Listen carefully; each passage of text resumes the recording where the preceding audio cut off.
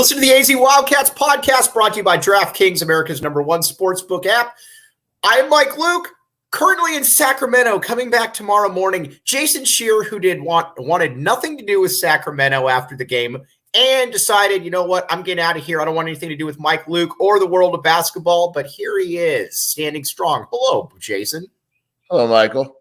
How are you doing today? Splendid. I took that 6 a.m. flight right out of town. All right. But you know what? This is why we got people on here. Look at this. Kobe Thiel, it ain't easy back in the A. B-Cat, always back in the A in perpetuity. Let's see. We can only back the A when technology allows it. Let's see here. And the great Ricky Garrett, I'm wearing my back the A shirt. All right. You guys are all the best. All right. Now let's get to the bad before we can get to the good. Jason, this was, you just got to call it what it was. This was a pathetic performance against Princeton, and I could deal with it a lot easier if Princeton was making shots. And, you know, it's like the Sam Decker thing where you're going 9 of 10 from 3 in the first half. Well, what are we supposed to do here? Princeton sucks. They didn't even make anything. Dude, if I gave you if I told you before the game, yeah, Princeton's going to score 59 points and shoot 40% from the field, you would have told me they lost by 30. Right. I mean, seriously. It was bad. I mean, it is one of, I don't think it's the worst. I know we've had this debate. It is one of the worst losses in program history. And it's embarrassing because, like you said, this isn't some upstart, mid-major. Princeton did not play very well, and they still beat Arizona. All right, my guy Staten here, who I think begrudgingly likes me at this point, but we'll see. Maybe not. Matthew Bothwell, good morning. Back the A for the women's team tomorrow. Yes, absolutely there, Matthew. All right, now let's talk about this team and what they need to do going forward. What we did find, and we talked about this throughout the year, is that Arizona is Tommy Lloyd did a magnificent job during the regular season with this squad because, as we talked about, there's one star and then there's kind of a bunch of other dudes. But what you saw against Princeton, though, was a team that looked disengaged, looked flat, and at the end of the game, it was particularly astonishing because nobody wanted the ball. I mean, people are giving Courtney Ramey some grief for taking, those shots. I give him no grief because at least he wanted to take those shots. Yeah, I thought that was the most alarming thing was, there was the play right in front of me where I think it was Caden Pierce on Princeton dove for the ball and called timeout while one guy in Arizona watched him and the other guy hesitated to dive. And it's right. Like, no, march, like you better dive. And, that it was a big play in the game. And it's like if one team is very clearly playing harder than the other, it's an issue. And like when you sat and watched the tournament games that did involve Arizona, the common theme was guards and effort. And right. If you don't play hard at this time of year, you're losing. The harder team generally wins in March. And that's what happened with Arizona. Well, and let's talk a little bit. I thought Kirk Crease's remarks were alarming, to be honest with you. Now, you were there. I was going live in the post game with the great Ben White, but Sheer basically because you were right there. What did Kirk Crease say that how bad does FDU beat Princeton? That's a great question there. But what essentially did Kirk Crease say, and what was his body language when he said it? Yeah, I mean, it was just me and Kerr in the locker room, and he just, he was frustrated. It wasn't like, oh, they played harder than us. It was they played harder than us, and it's crazy. Like it's unacceptable. And right. It was something that I think hit them at the end of the game because Pella said the same thing. But for two players to admit that the other team played harder, I mean, that's an issue. You could say it starts from the top and goes all the way down. I mean, it should never be an issue. And the only time I can remember someone admitting that was, like I mentioned to you, was Parker after the loss to Buffalo. Yeah. And part of that to me was, okay, your guy Parker. Yeah, they gave so much with the FBI and all that eventually it you get out. Right, you got it at that time because of everything that was going on. This year, it's like, no, there's just no excuse for you to be able to admit that and recognize it that soon after the game means that there's a very clear issue. Now, we did find out some things I think that we know pretty well going forward. And again, this isn't going to be all bad because we try to keep it positive on this show. And there are some very positive things to get forward. What I think you also found out, too, is that while Azuolas Tubelis, a very, very good player, I'd love to have him back. He's not necessarily somebody that embraces the big moment. I mean, I think we saw it again at the end of the game where Princeton's given him a 16-foot shot, and he kind of hesitates, takes one dribble in, takes a kind of a semi attempt at the shot. It gets blocked, and then he doesn't touch the ball the rest of the game. That to me didn't look like a guy that really wanted the ball at that moment. It's a very weird situation watching him up close because it was Princeton. I thought Princeton did a great coaching job, great scheme, out-coached Tommy. Like they had a great plan. And the issue was they basically said, we're going to give Azuolas the 16-foot jumpers. And eventually they left him open so many times that I think it got in his head. Like, why am I open? Should I shoot this? Why they obviously don't think I can make it. What if I don't make it? And then he had the jumper where he clearly hesitated. He got it blocked because he hesitated. And it was absolutely in his head because the plays that he took it to the basket, no one could guard him. Right. No one in Princeton could guard him. Right. Even when they were sagging off, he found a way to. Princeton, keep in mind. Princeton. Yeah. Yes. I mean, he had the play where he was doing spin moves and was like, oh, he's going to drop 40. And then he just started shooting jumpers because that's what Princeton gave him. And eventually, like, it was the same trap where, they lost to Stanford. Stanford gave them threes and they weren't going in, but they kept shooting them.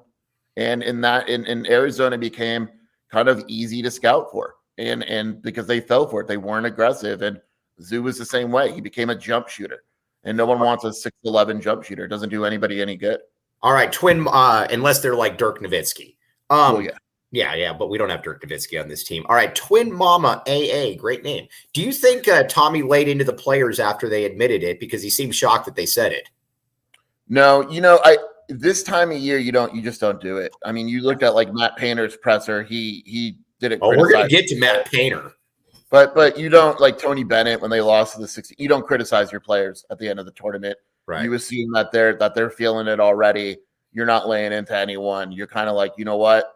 Great season. Love you guys. Let's move on and meet again next week. All right. Now, I do got to give a few guys some credit right here. Oumar Ballo. Oumar, to me, is, you get a lot of people that wonder how much do some of these guys really care. You cannot put that on Oumar Ballo right there. He was playing, and Muehlbach said it the other day, and so I'll let you say it as well. He was playing with a broken hand. And, but what I did find curious, and Muehlbach, who's much smarter than me, obviously made this point. It was odd, though, because he's never had great hands to begin with. It was odd that Tommy Lloyd tried to keep going with the high-low with Tubelis at the top when Ballo clearly couldn't catch the ball. That, to me, was fascinating as well. Yeah, and so like if you watch the game, he was slapping the rebounds back instead of grabbing it. And after the game, I was like, "You were doing that because of your injury," and he said, "Yeah." But then right away, he said, "Jason, don't write it as an excuse." And then you did report it. I like it. Well, he didn't say don't report it. He said don't write it as an excuse. It's not an excuse. Like we didn't lose or I didn't play well because of my hand. Don't make it out to be an excuse. And he was adamant. And it is broken. Like it is badly injured. I don't know if he's going to need surgery or what, but it's not like a minor thing. Right. And Princeton did a great job. Up close, you could see every time he got it, they were slapping his hand. They were hitting his hand. He was in a lot of pain. And what they would do is they would force him to use that hand. And like you mentioned, there was no adjustment from Arizona. And you could say it was confidence in Oumar or whatever, but it played right into Princeton's hands where he's going to have to use that bad left hand in order to dribble out of a double or whatever it may be. And he's just not capable of doing it because it's so injured. And the high-low, like I said, Arizona at a certain point became very easy to scout. That doesn't mean that you would have success, but you knew exactly what game plan you wanted when facing Arizona. All right, there were some things, there's some substitution patterns that I didn't quite get and a few player things. But first, Jason, have I ever told you about the DraftKings Sportsbook app, code word PHNX? Please do, Mike. You didn't answer my question. Have I ever told you? You have once or twice you have. All right, well, here's the deal.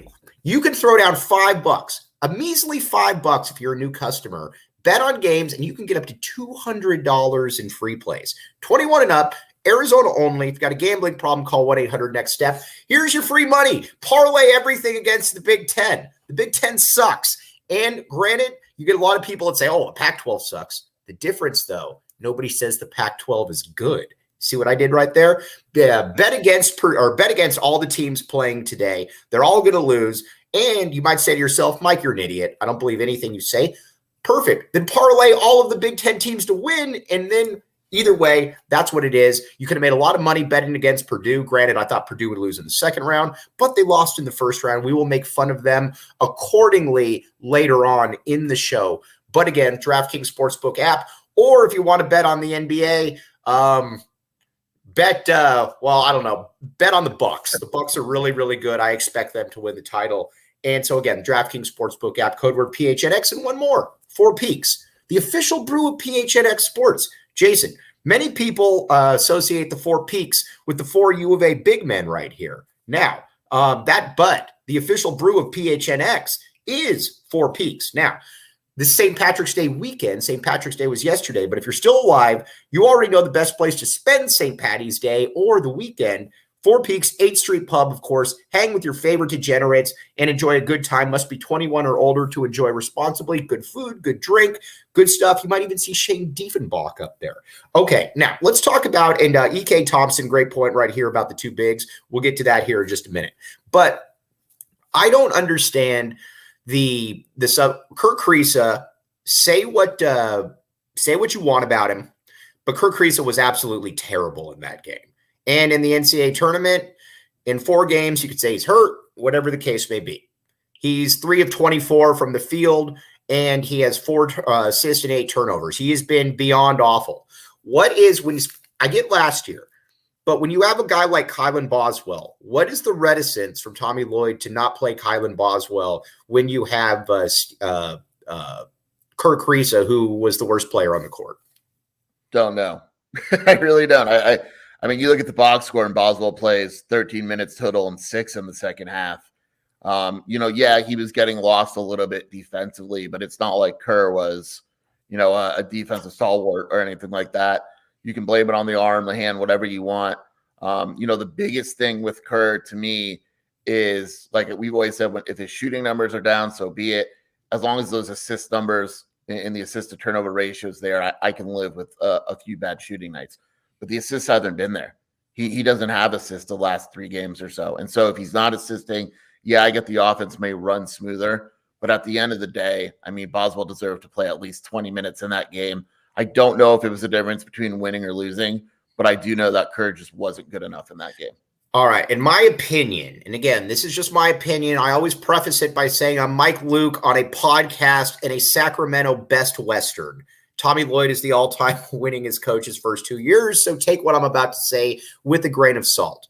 But I do believe, barring taking on a lesser role, I do believe they need to move on from Kirk Kriisa because I think he just limits your upside. He limits how good you can be.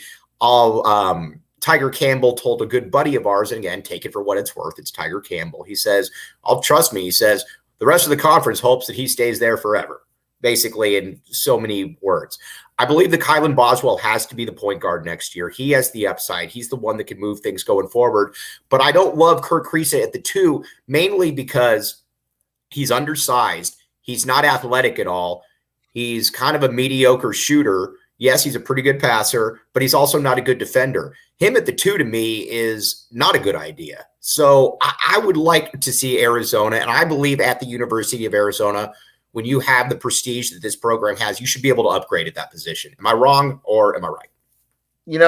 I think if you're going to return Kerr as the point guard, there's adjustments that you need to make to the roster. Number 1, Boswell's minutes need to go up. And number 2, you need to put athletic defenders around Kerr to make up for those deficits. Right. And, it's because when you don't have the fix or the right guys around Kerr, your defense will falter.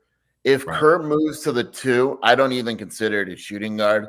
I would consider it a 2-point guard system because he's not a shooting guard. He's not defending shooting guards. We both know that.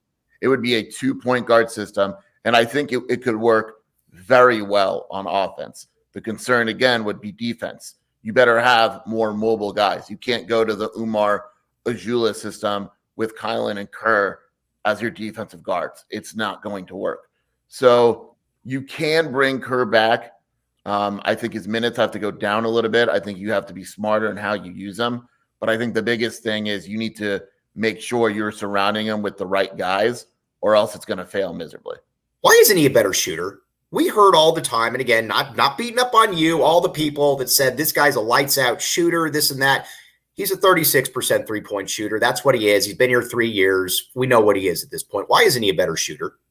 I think the biggest thing, like if you watch him in practice, and I know it's just practice, he's a great shooter. I think the issue is that in games, he doesn't set his feet. Like he's just shooting. And when he sets his feet, they go in. And when he doesn't, they don't. And he doesn't do that well enough. And you can blame it on coaching or whatever you want. But when he does not set his feet, he's just not a good shooter. All right, Matthew Bothwell with the super sticker, $20. Got to give a shout out to my guy Matthew right here. Matthew is absolutely beaten butt and taken names in the Special Olympics. Went and watched him in the Sporting Chance, and he was the best player on the court. And he did it with humility as well. Passing, shooting, you name it. Matthew Bothwell was there. Dude, we're all super proud of you. Plus, lost almost 50 pounds already in the lad this year by eating 900 calories a day, something that I consume before I even eat breakfast. So Matthew, again, super proud of you, my guy. Keep up the good work, dude. Okay, now, I think you hit the nail on the head. You've got to get more athletic, and you've got to get I don't need, and this is with all due respect, because we're big fans of Cedric Henderson on this show. Great kid. Courtney Ramey, I'm totally cool with. But to me, those guys have to be more of your 7th or 8th guys. If they're your starting 2, your starting 3, I just don't think that's good enough. And I hate giving ASU any credit here, and especially too because I made Desmond Cambridge into the worst player in the world when I texted Shear. But you need players like that. You look at what ASU's got. You've got Desmond Cambridge right there. He's a guy fairly athletic, can shoot a little bit, can make some plays off the bounce. And then you got a guy like Warren Washington on the back end that can block shots. They got both those guys in the transfer portal. If ASU can do it, bum ASU can do it. Why in the world can't Arizona get some players, at least of that ilk, Jason Shearer? Yeah, like you just need athleticism this time of year. Like, I don't think any of us are going to say that Purdue and Fairleigh Dickinson are equal teams. But the Fairleigh Dickinson coach said at the end of the game, I thought our style and our athleticism would give them fits. And he was right. And in this time of year, when you look around and you see the difference in athleticism, that right there is why, it's a big deal. And Princeton wasn't athletic, but the problem was, I don't think Princeton was that much less athletic than Arizona. Right. And Princeton got 6 blocked shots. Arizona had 1. That's still the biggest stat to me. 1 block shot for Arizona. And it's like your athleticism shouldn't be comparable to Princeton. And under any circumstances. Like Baylor, super athletic. I don't know if they'll beat Creighton, but I know they're super athletic, and they always have it. You look around, and athletes are you need to have them. And they make up for a lot of deficits. And when Sean, when Sean went downhill at Arizona, he stopped recruiting the athletic wings. We still remember what Trevon Blewett on Xavier did because no one could guard him. Right. Because he didn't have a wing to guard him. Right. You need that athletic 3-4 man that can go and guard the opposing team's wing, or else you're in trouble. And yeah, and I think you just hit the nail on the head right there. But again, that's the kind of template that you're looking for right there. You got to be able to get guys like that, in my opinion. And again, if they were to do it, look at Texas, for example, right here. Again, Texas, good program. You've got a guy like brought in a guy like a Marcus Carr right there in the transfer portal. You brought in a guy, the Serge Jabari Rice, can't even remember his name now. But guys like that can make plays off the bounce. Again, like Doug Gottlieb always says, there aren't pros in the transfer portal. It's a very good point. But there are guys, though, that can make big-time plays, though, when you need them at the college level. I don't care if they can't play, in the NBA. It doesn't matter to me. But you can get those players. They are out there, Sheer. But you also, if you're Tommy, you have to decide. Because if you're recruiting a guy out of the portal, The only guy you're getting that's going to be fine with coming off the bench is a guy like Cedric Henderson from Campbell. If you want these major players, they want to start on Arizona. And so Tommy has a decision to make. Hence why I think Kerr is a little bit of Kerr my guy? If he's not my guy, I'm going to the portal and I'm trying to find a super athlete at point guard that can guard or whatever it is. Is Pella going to come off the bench next year? Well, if he is, I can offer a starting spot at the 3. Right. And so that's the decisions that Tommy have to make, or else you wind up with a guy like Cedric, who, again, we love, but Cedric's not a starter. And you're not going to get a guy that's a starter if they're not starting. All right. Betty Cohen makes a great point, and I think this is something that's also bothered me a little bit. Then we're going to get to positivity right here. Why do players call him Tommy? I don't like that. Again, keep in mind, this is Mike Luke from Sacramento, but I don't like when, especially when Curl says something like, Tommy, I told you we were going to do this. That to me is blurring the line a little bit between coach and player right there. Am I just being oversensitive? No, I don't like it either, but that's just Tommy's personality. It is Tommy. They don't call him coach, and that's just the way he coaches. He's a player's coach, and that's it. That's not changing. Now, like I said, keep in mind, I'm saying that from Best Western right here. Now, we need to talk about what we can do going forward. Going to give a shout out to Stat Freak as well on a comparison that I very much like. I think it was him anyways. But first, Jason Shearer, have you ever been to Circle K? Yes, once or twice. All right. Well, here's the deal with Circle K, and here's what's so amazing about Circle K. We've had many arguments about the worst intersection in Tucson, and I think that I won on this one right now. Grant and Alvernon is so 2015 right now. Oracle and Grant to me has usurped that. But you know what? You know what there is right there? There is a Circle K, because people like Circle K, and Circle K is there to serve the people of Tucson and the people of the United States. Then you go up into the foothills. Guess what you're going to find? A Circle K as well. That's what makes Circle K so unique right there, is that they're serving everybody. I'm going off script on this one because I think that it's very true. Now, here's the deal. We're excited to partner with our friends at Circle K. To kick things off, we've teamed up for an amazing giveaway opportunity. Text PHNX to 31310 for an opportunity to win a $500 gift card. See show notes for details. Arizona residents only, and Mountain Mike's Pizza. Again, there's a disinformation campaign out there to say that I am Mountain Mike. I am not Mountain Mike, because the other Mountain Mike is much smarter than me. He has stuff everywhere. You can go to Mesa, Chandler, or Tucson, or I'm in Sacramento right now. Jason Shearer and I, in Ben White's car, saw a Mountain Mike's Pizza. Is this not true? This is true. You wanted to stop, but we refused. Yeah, but you know what? I'm going to back the company line. Head over to mountainmikespizza.com or to their Mesa, Chandler, or Tucson locations to place your next order. Reminder, new Diehards get a $50 voucher. All right, KJ Lewis coming in next year. I am a bigger fan of KJ Lewis than I think you are. But at the end of the day, I like what Stat Freak's comparison should be for him. He needs to be, I'm not saying he's going to be this immediately, but he needs to be a Jalen Clark type. I like that comparison a great deal. Not the most skilled player initially, but a big time athlete, defends, does all the little stuff. What say you?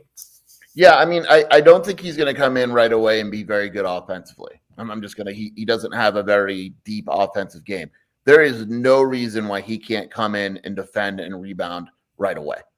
And he'll instantly become the most athletic player on the perimeter, correct? Yeah, he will. And so in terms of that, like in expectations, don't expect a guy to come in scoring 12 points a game, but there's zero reason why he can't come in at toughness, defensive, and rebounding. That's the type of guy he is. So do you like the Jalen Clark template though, for what his career progression should try to emulate? Well, yeah, I mean, Jalen's awesome. And so if you could come close to that, I think you're gonna, I think he's athletic. I don't think he's the same type of athletic as Jalen Clark is. He's not as long as Jalen is, but yeah, I mean, that's what Arizona needs. Arizona needs guys like KJ Lewis who are willing to come in and defend and rebound. And, the thing with Arizona, again, I don't know if it's culture or what, you never heard any guy talk about defense. I think Ramey was the only one. Right. What is Adama Ball's future? That I don't know. I think that's very up in the air. Right. And I will say, Adama looked miserable at times, but he also took he didn't play, but he also took that loss hard. I mean, he was his crying father out. likes my posts when I say that it's a big offseason for Adama Ball. Right. Can Adama Ball leave Michael Luke? I mean, that's something that we got to look out for. I don't know his role. I would assume he goes to Tommy, and if Tommy goes, I don't know Adama. I don't know if you're going to have a bigger role. I think maybe Adama moves on, but I don't know. Fair enough. That's going to be an interesting one too. All right. The great KB Thiel. Philly B. Can we expect anything from Philly B? Philly B to me is a total wild card. I don't expect anything from him, but that's not a put down. I'd like to be pleasantly surprised. How about that? Yeah. And I think what people have to realize is you don't have to expect things from everyone. I think that, if Philly B is your eighth man and you're playing him in a pinch, you could do much worse. I mean, UCLA has the same type of guys. All the best teams in the country have the same type of guys. The problem was Arizona didn't. Right. Philly B had trouble adjusting. I think overall to, when he was overseas, he was doing behind the back passes, no looks, all that stuff that doesn't work here in college at this level. And so he's got to kind of adjust to that. Wasn't able to pick up the offense and the defensive schemes very well, but you'd assume a year off in the offseason and he'll be much better at that next year. All right. Now, do want to talk a little bit about conference expansion because I think this goes hand in hand right here. Anybody that's watching Big 12, and let's be honest here, Big 12, Arizona is a basketball school. We're going to get to football, but Arizona is a basketball school. I believe that right now, no way does this roster fly in the Big 12. We'd be bottom feed. I don't necessarily agree with that, but I do believe that going to the Big 12 would give Arizona a much, much better immediate observation of where the roster is at that point. Because again, when your games off many times are playing TCU and West Virginia as opposed to Cal and Stanford, you're going to find out really quickly where you stand. And I do agree, though, with what Sky Islander said, that I think Arizona would have been more exposed in the Big 12. Granted, the Big 12 is the best conference. If Arizona was in the Big 10, they could have competed for the title. We're going to get to the Big 10 and make fun of them in a little bit.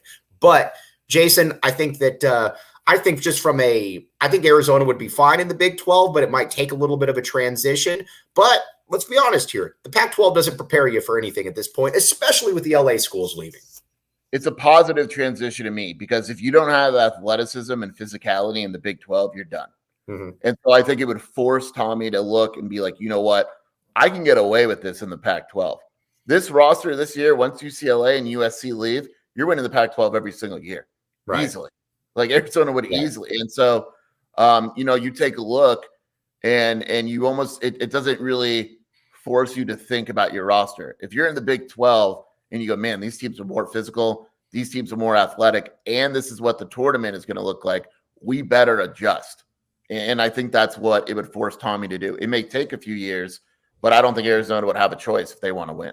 All right, now let's talk about some of this. Some very interesting quotes that when I was stuck in my 10-hour layover at Phoenix Sky Harbor, which I deserved, for trying to be smart and trying to finagle my way out of, either way. I thought Bobby Robbins' points were very, very interesting when he was talking about the Pac-12, and he said, listen, we'd like to stay together, but essentially we've also got to see the numbers. He then said, obviously we're aware that the Big 12 is a basketball conference. And what really stuck me is when he said, it sounded terrible, but what really garnered my attention was when he said, I was in favor of adding all the Big 12 teams before, and I was the only president. Jason Scheer, that caught my eye right there. Yeah, I mean, he's basically saying that he's open to the culture of the Big 12. And that's something that a lot of the Pac-12 pundits have said, it wasn't a thing. They would never be with the culture. Robbins is different. Robbins likes sports. He's cool. Robbins is the biggest sports fan in the conference. It's not even close. And I think what Robbins is doing now is he's setting the table, meaning that if the Pac-12 doesn't come back with what he deems appropriate or good enough, Arizona will leave. And it can't be 80% streaming where you're not on, or you're on like your Apple iPhone having to watch the game. It can't be that. He's telling everybody, this is what we were told. This is what we expect. But if this doesn't happen and I leave, I already told you why. Yeah. So these next few weeks are going to be very interesting. Very, very interesting right there. But I will say this. I'm very glad, and I know that you've had a love-hate relationship with Dave Hickey, but I am much more happy that Arizona has Bobby Robbins and Dave Hickey leading them than say Michael Crow and Ray Freudian slip. Michael Crow and Ray Anderson. I mean, there's presidents. I mean, Crow and Anderson have no idea what's going on. There's other school presidents in the conference that have no idea what's going on. I will say that Robbins and Hickey are very, very involved with this whole process, and Arizona fans should feel pretty good about that. Dave was looking sharp yesterday too. How good is that picture of Dave and Burns staring at Hurley? Oh, that was awesome right there. By the way, all right, real quick, we need to make fun of the Big Ten. I think all Big Ten teams get bounced before the Sweet 16. What say you? Yeah, who's left? All right, well, I was hoping you had that in front of you. Michigan State loses to Marquette. That's the one that I give them a chance of winning. Yeah. And then hold on, let me pull it up. I should have. This was terrible prep on my. I got this top of my head. You ready? Miami, Indiana. Okay, and then Northwestern, UCLA. I think UCLA destroys Northwestern. And Maryland, Alabama. And Maryland gets annihilated by Alabama as well. But Purdue is the and then again, we're going to get to some football here in a minute. But Purdue is the epitome to me of the classic Big Ten team. You've got Zach Edey and four guys that look like Mike Luke out there. And that is a problem, especially when they needed to get shots at the end. And you had the guy that looked like me taking a step back three in the corner, which he wouldn't have made 1 out of 1,000 times. That stuff flies in conferences like the Big Ten. And that's why it infuriates me that they always get these talks about how great of a conference that it is. They aren't. They suck. We do this every year. And the thing with Purdue that really stuck out to me was they're playing that was the biggest upset of all time. Mm-hmm. Arizona's loss was bad. Purdue was favored by 24. This team was 300 in KenPom, the worst conference in America, and didn't win their conference tournament. You know what's also more? Go ahead. They were scared to shoot. If you watch that game, Purdue looked frightened of Fairleigh Dickinson. I've never seen anything like it.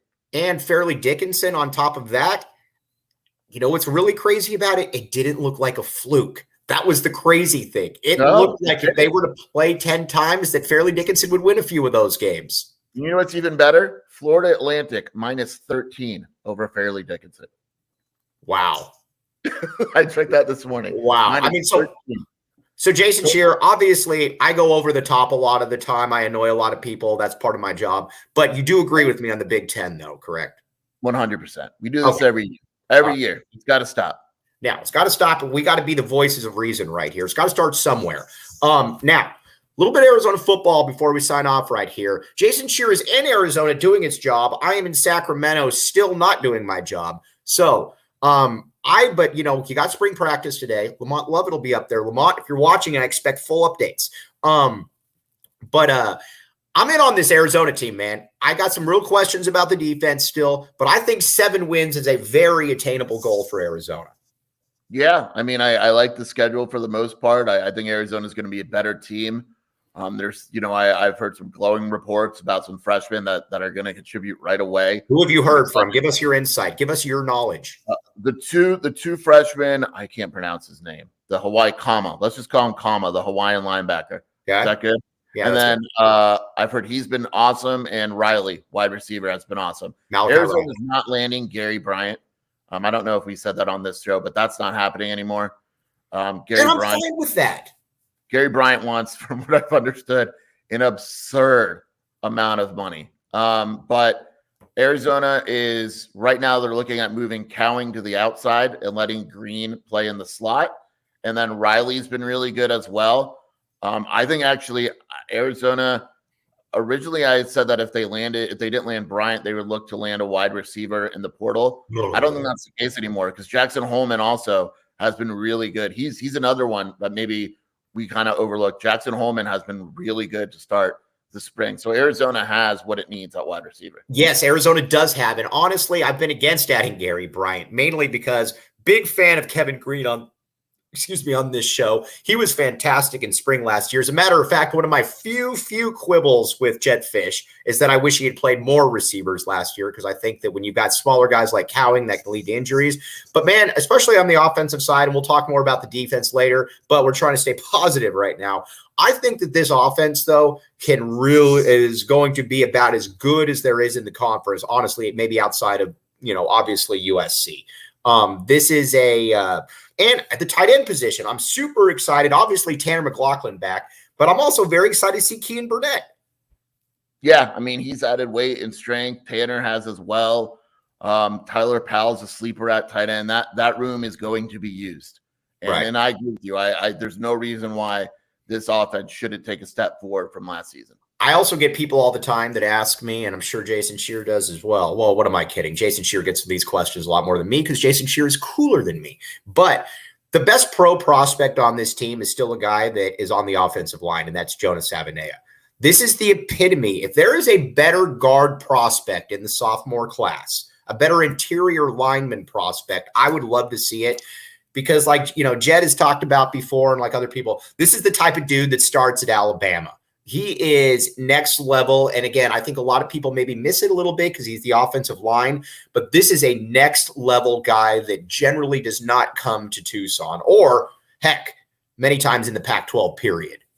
We always, we tell you they look different. And when we say that, that means that guys like that don't come around Arizona. You see him on Alabama or whatever it may be. Jonah looks different. Right. And you saw it as the first minute you saw him, like, oh, and he's bigger and he's stronger and he's better. And you see him up close and you're like, okay, this is what they're supposed to look like. He's a freak. One thing this coaching staff really does, and I think outside of the morons like Chief and stuff, this coaching staff does a very, very good job of evaluating players. And you can just look on the offensive line. The other guy that Lamont and I have been talking about all offseason, Wendell Moe. You talk about somebody that was a total afterthought. I think he was going to Morgan State. Yeah. And this was a kid that played at Pauley. It wasn't like he was buried at, Pep Tech or something like that. I mean, he was at he was at Long Beach Poly. Wendell Moe is another guy that he's not in Savaiinaea's class, but if he's all conference by the time he leaves, I don't think anybody on that coaching staff or Jason Scheer will be surprised. Yeah, I mean, he looks great, and I was surprised he played as a true freshman. He had to when he first arrived on campus, he was not in shape and got in shape real quickly. Look, I think Arizona has shown that while maybe they don't take as many offensive linemen as people like, they know what they're doing. Like Rhino is another one who's on campus now. The coaching staff. Many people don't know Ryan Hansen is playing football for the U of A. Yeah, I mean, Ryan Hansen can do it all. So they're going to be fine moving forward on the O-line in terms of the youth movement. All right, and one thing though that I want to give them a little bit of a shout out on the defense. I think the linebacking core is going to be very, very good. We already know what our guy Jacob Manu can do. Justin Flo, by all accounts, and again, we're going to have you on later in the week because I don't get back in until tomorrow, so we're going to need your insight. But Justin Flo, by all accounts, has emerged as a leader immediately. Leviticus Sua in there as well. That all of a sudden is more of what a Pac-12 linebacker needs to look for. Oh, EK, great point right there. I do apologize. We got to get back to basketball in a second, but talk about the linebackers right there. Yeah, I mean, Justin Flo is another guy that's a physical freak. I mean, they didn't have a guy at linebacker like him, and he almost plays too hard at times, loses focus a little bit, but they're trying to kind of make sure that he stays focused and all that, and if they accomplish that, he's going to be awesome. I mean, he has all the tools to be a really, really good linebacker. I miss baby Ray Lewis right there at KB Thiel. That's one of those ones on Twitter. As the kids would say, if you know, you know. All right. I apologize. I buried the lead right there. Good stuff for Arizona basketball going forward. I think in the 2024 class, this is the class where Lloyd really, really needs to be able to make his bones. You got Shamari Phillips already lined up. You got him top 35 kid. Totally cool with that. Carter Bryant, by all accounts, is a heavy Arizona lean. He would be Tommy Lloyd's first mega recruit right there. Where does Arizona stand with Carter Bryant? Yeah, I would still be surprised. To me, it's Arizona until it's not. If it's not, and I think he decides here in the next couple weeks. Probably, I still think it's Arizona. But like you mentioned, that we talk about elite players. That's Carter, top 5 player in the nation, immediate impact guy. That would be Tommy's first. And Jamari Phillips is really good, but this would be Tommy's first. Anyone that doesn't think Tommy can recruit would have to shut up immediately. Well, right. And then all of a sudden you start looking at a recruiting template right there where Kylan Boswell, yes, I know he played at Compass, but he's a Southern California kid. You get Kylan Boswell, who no matter what UCLA fans try to say, they would have all liked to have had Kylan Boswell. Same with Jamari Phillips, Carter Bryant.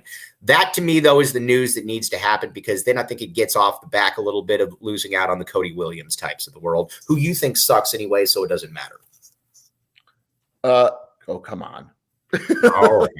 Oh, what am I supposed to ask you about the all right. I'm supposed to ask you about I didn't even see this one. Well, the DeDon Thomas post this AM. What did you say? What did you say? Is this bad news? I will say, let me say this. There are ways of reclassifying where you don't necessarily play an entire season. All right, so you come in mid-season.